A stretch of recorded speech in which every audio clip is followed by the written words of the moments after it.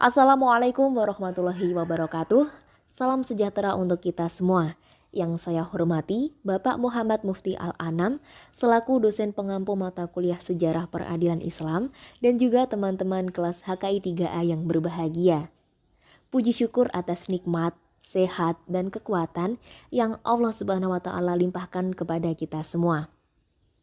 Video ini kami buat untuk memenuhi tugas UTS kami kelompok 12 yang berisi presentasi review materi selama setengah semester materi yang sudah disampaikan oleh teman-teman.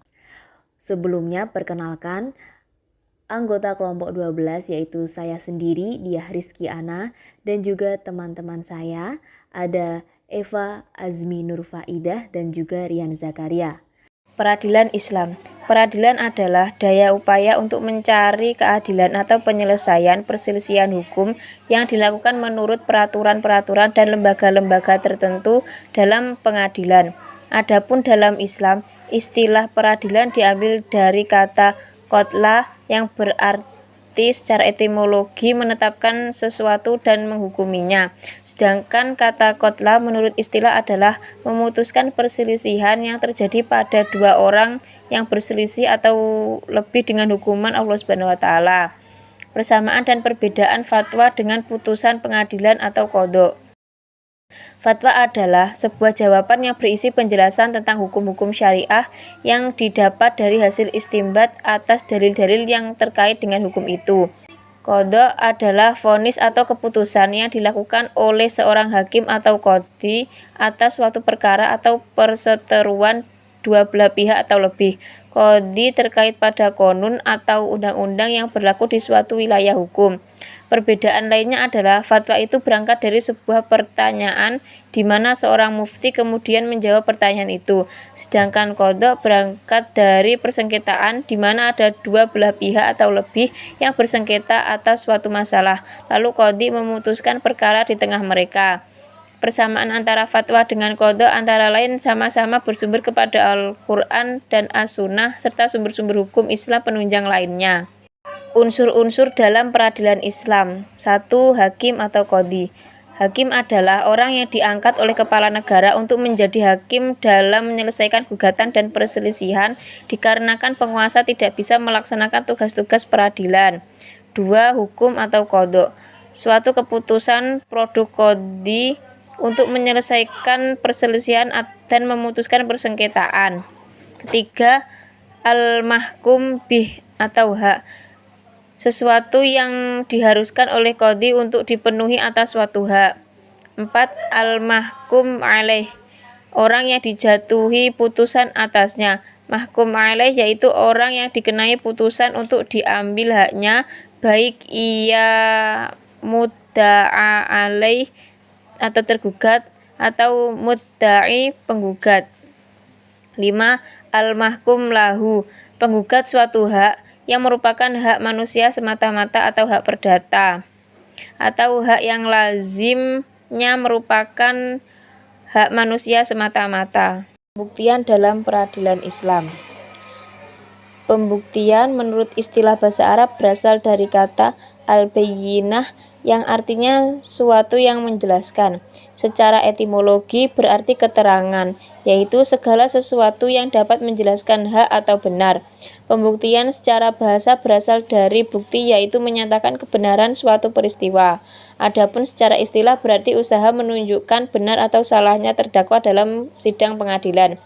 Menurut hukum Islam, alat bukti adalah segala sesuatu yang ada hubungannya dengan suatu perbuatan.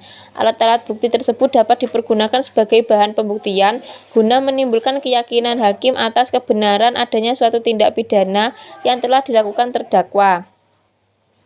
Alat bukti pengakuan. Alat bukti pengakuan atau iqrar atau pengakuan menurut bahasa adalah menetapkan dan mengaku sesuatu hak dengan tidak mengingkari. Menurut istilah fuqaha, pengakuan ialah mengakarkan sesuatu hak bagi orang lain. Pengakuan ada dua macam, yaitu yang pertama pengakuan depan sidang. Pengakuan di depan sidang adalah pengakuan yang diberikan oleh salah satu pihak dengan membenarkan atau mengakui seluruhnya atau sebagian saja.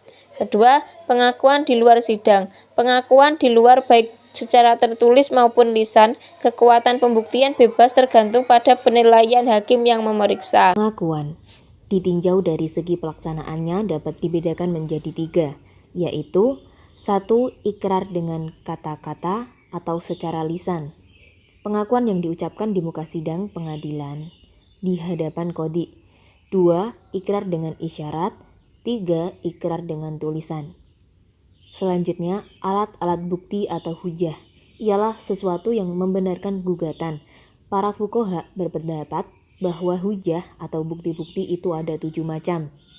Ada ikrar, pengakuan, syahadah, kesaksian, yamin, sumpah, nukul, menolak sumpah, kasamah, sumpah, keyakinan hakim, dan yang terakhir bukti-bukti lainnya yang dapat dipergunakan. Sumpah yang merupakan alat bukti dalam perkara perdata adalah sumpah yang oleh pihak yang satu diperintahkan kepada pihak lawan untuk menggantungkan putusan perkara kepadanya yang dilakukan secara lisan di hadapan lawan dan di depan hakim dalam persidangan yang sedang berlangsung, yang disebut sumpah pemutus atau dikisyar. Sumpah yang oleh hakim karena jabatannya diperintahkan kepada salah satu pihak untuk menambah pembuktian yang dianggapnya kurang meyakinkan, yang disebut sumpah tambahan atau suppletoire. Selanjutnya, syarat hakim dan saksi dalam peradilan Islam. Hakim menurut bahasa adalah orang yang bijaksana atau orang yang memutuskan perkara. Sedangkan secara syara adalah pejabat yang melaksanakan tugas kekuasaan kehakiman, yakni pejabat peradilan yang diberi wewenang oleh kepala negara untuk menjadi hakim dalam menyelesaikan gugat-menggugat dalam bidang perdata. Syarat-syarat menjadi hakim: yang pertama laki-laki, yang kedua baligh dan berakal, yang ketiga merdeka, dan yang terakhir adil dan tidak rusak pendengarannya dan penglihatannya. Syarat-syarat saksi dalam peradilan: pertama, beragama Islam, kedua adil, ketiga baligh dan berakal. Apabila keadilan merupakan syarat diterimanya kesaksian, maka baligh dan berakal adalah syarat di dalam keadilan. Keempat, berbicara. Apabila dia bisu dan tidak sanggup berbicara, maka kesaksiannya tidak diterima, sekalipun dia dapat mengungkapkan dengan isyarat dan isyaratnya itu dapat difahami, kecuali bila dia menuliskan kesaksiannya itu dengan tulisan. Kelima, hafal dan cermat. Tidak diterima kesaksian orang yang buruk hafalannya, banyak lupa, dan salah karena dia kehilangan kepercayaan pada pembicaraannya. Keenam, bersih dari tuduhan. Tidak diterima kesaksian orang yang dituduh karena percintaan dan permusuhannya. Lantas, bagaimana dengan hakim perempuan? Ada 3 pendapat yang dikemukakan oleh para ulama. Pendapat yang pertama, pendapat yang melarang perempuan menjadi hakim. Pendapat ini dipelopori oleh jumhur ulama yang terdiri dari mazhab Imam Maliki, mazhab Imam Syafi'i, dan mazhab Imam Hambali. Golongan ini menjadikan laki-laki sebagai syarat mutlak bagi seorang hakim. Pendapat yang kedua, pendapat yang membolehkan perempuan menjadi hakim hanya pada perkara perdata, tidak pada perkara pidana. Pendapat ini dipelopori oleh Imam Abu Hanifah. Imam Hanafi berpendapat bahwa wanita boleh menjadi hakim, akan tetapi wewenang mengadilinya harus dibatasi, yaitu hanya pada kasus-kasus selain perkara pidana. Pendapat yang ketiga, pendapat yang membolehkan perempuan menjadi hakim secara mutlak, mengadili baik pada perkara perdata maupun perkara pidana. Pendapat ini dikemukakan oleh Ibnu Jarir At-Tabari, Ibnu Hazm, dan Muhammad bin Hasan. Selanjutnya, saksi perempuan. Nilai kesaksian 2 orang perempuan dianggap sama dengan nilai kesaksian yang diberikan oleh seorang laki-laki. Hal ini sesuai dengan firman Allah Subhanahu wa Ta'ala dalam Quran Surat Al-Baqarah ayat 282. Menurut ulama Hanafi, kesaksian 2 orang perempuan dan 1 orang laki-laki dapat diterima dalam masalah yang berkaitan dengan hak-hak sipil, baik berupa harta maupun hak atau yang tidak terkait dengan harta seperti nikah, talak, iddah, hiwalah, wakaf, wasiat, hibah, ikrar, ibro, kelahiran, dan nasab. Materi keempat, institusi dalam peradilan Islam. Macam-macam institusi peradilan Islam yaitu ijtihad. Ijtihad dapat diartikan sebagai jalan seseorang yang bersungguh-sungguh atau mujtahid untuk menggali hukum syara yang bersifat masalah-masalah amaliyah atau bukan masalah akidah dan akhlak. Dengan menggunakan metode istinbat menggali hukum melalui dalil-dalil terperinci dengan lafadz zonni. Kemudian ifta secara etimologi adalah al-ibanah atau penjelasan, yaitu pemberian penjelasan kepada orang lain. Atas dasar ini ifta berarti memberikan penjelasan kepada orang lain yang menanyakan suatu hal. Kesimpulan bahwa yang dimaksud dengan al-ifta adalah mengeluarkan keterangan hukum Allah Subhanahu wa taala sesuai dengan dalil syar'i Al-Qur'an dan As-Sunnah. Maka memberikan fatwa yang tanpa didasari dalil Al-Quran dan As-Sunnah bukan dinamakan dengan ifta. Ifta hanya sebatas al-ikhbar, yaitu memberikan jawaban. Oleh karena itu seorang mufti tidak mempunyai hak ijbar atau paksa kepada mustafti atas fatwa yang disampaikan kepadanya. Kemudian tahkim, secara terminologi tahkim dapat diartikan dengan bersandarnya dua orang yang bertikai atau bersengketa kepada seorang yang mereka ridhoi keputusan untuk menyelesaikan pertikaian mereka. Para pihak digarisbawahi bahwa tahkim adalah bentuk penyelesaian hukum di luar jalur peradilan formal dengan cara mengangkat seorang hakam atau muhakam di luar hukum pidana. Tahkim kedudukannya lebih rendah daripada pengadilan karena keputusan yang dihasilkan forum ini hanya mengikat para pihak yang mengajukan dan hanya pada permasalahan yang disengketakan saja. Kemudian lembaga hisbah. Hisbah pengertiannya secara etimologi yaitu menghitung atau mengira. Hisbah juga memiliki pengertian upah, balasan dan pahala yang diharapkan dari Allah Subhanahu wa taala. Selain itu, hisbah juga berarti pengaturan yang baik. Secara etimologi Ibnu Taimiyah mendefinisikan hisbah yaitu lembaga yang mempunyai wewenang untuk menegakkan amar ma'ruf nahi mungkar yang bukan termasuk umaroh atau penguasa. Qadha dan wilayah Al-Mazalin Ibnu Khaldun menyatakan bahwa hisbah yaitu institusi keagamaan yang termasuk bagian dari amar ma'ruf nahi mungkar yang merupakan kewajiban bagi seluruh kaum muslimin. Kemudian wilayah Al-Mazalim. Wilayah Al-Mazalim yaitu lembaga peradilan yang secara khusus menangani kezaliman para penguasa dan keluarganya terhadap hak-hak rakyat. Wilayah Al-Mazalim didirikan dengan tujuan untuk memelihara hak-hak rakyat yang telah diambil oleh mereka dan untuk menyelesaikan persengketaan antara penguasa dan warga negara.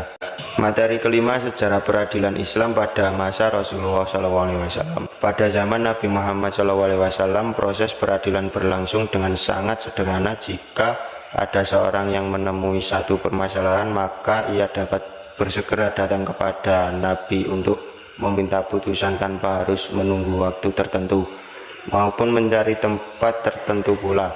Bahkan kebanyakan dari putusan-putusan atau qadha yang dilakukan oleh Nabi lebih bersifat sebagai fatwa dengan model tanya jawab dibandingkan dengan proses sebuah pengadilan dalam bahasa yang sering dipahami di masa sekarang.